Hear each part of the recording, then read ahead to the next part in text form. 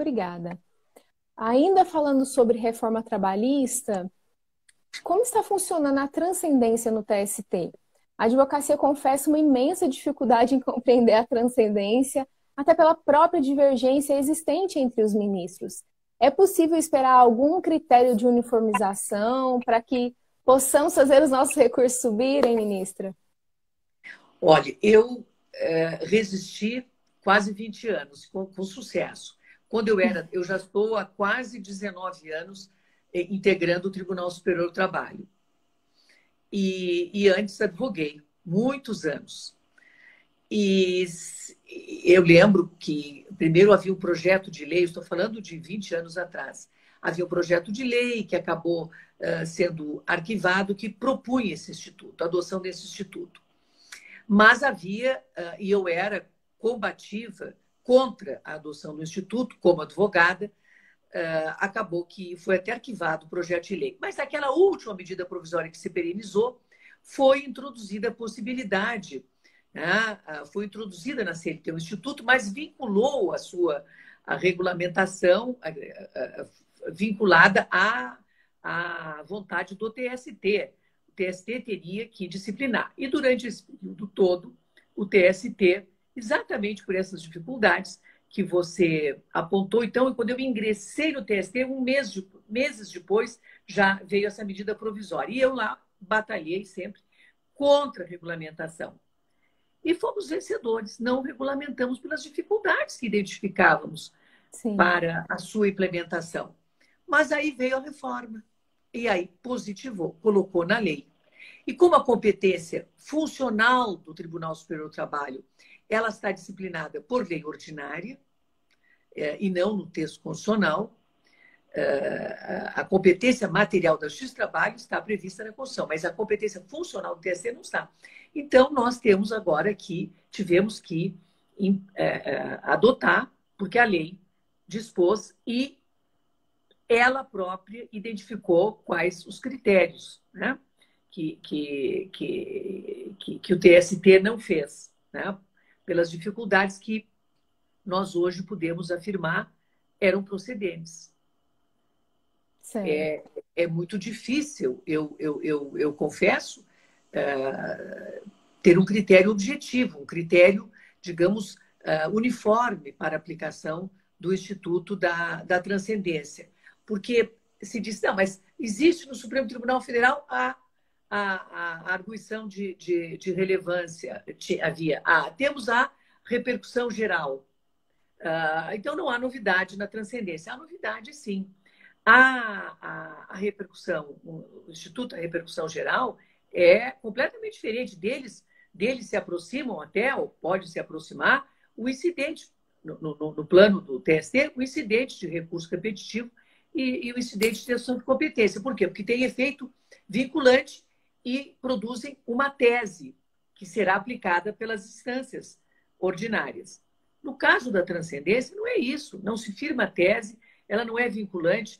O próprio relator pode, em determinado momento, considerar uma matéria transcendente, num momento posterior, desconsiderar, achar que não é transcendente. Então, não há uma segurança jurídica. E a segurança jurídica é um princípio constitucional que nós devemos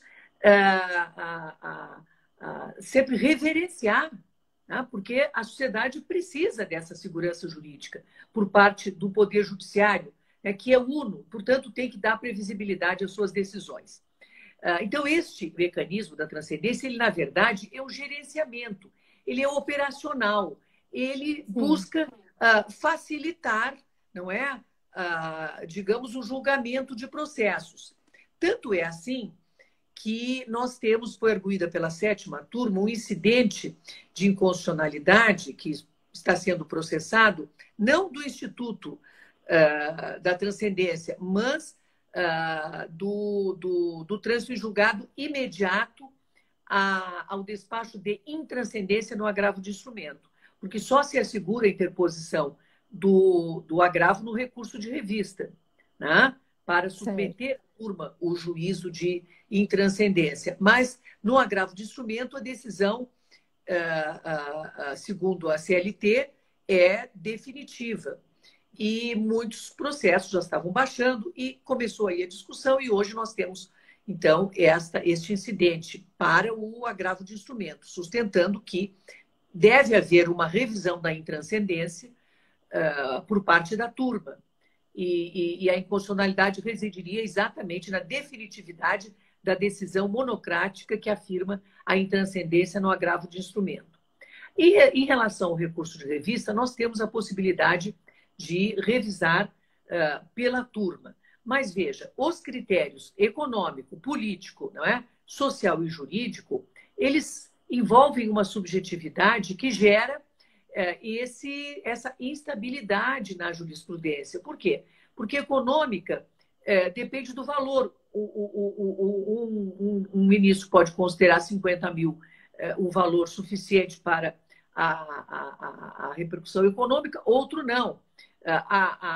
Em relação à política, que fala, né, em respeito à súmula do TST ou do Supremo, veja que o próprio entendimento do tribunal preponderante na aplicação da transcendência é considerar qualquer desrespeito à jurisprudência do tribunal. Há uma jurisprudência firmada, independente de ela estar sistematizada em orientação jurisprudencial ou súmula. Então, é uma abertura. No tema social, está lá a postulação do reclamante vinculada a direito social reconhecido pela Constituição.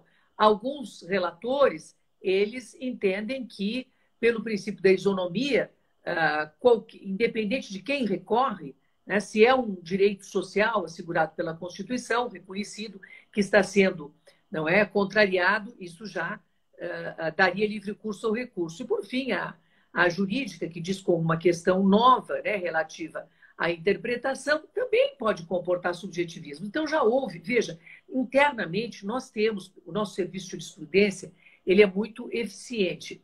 E os ministros têm como consultar os precedentes sobre determinada matéria. Então, responsabilidade subsidiária, assédio moral, nós temos lá um conjunto de decisões dos relatores, das turmas, sobre transcendência nesses temas.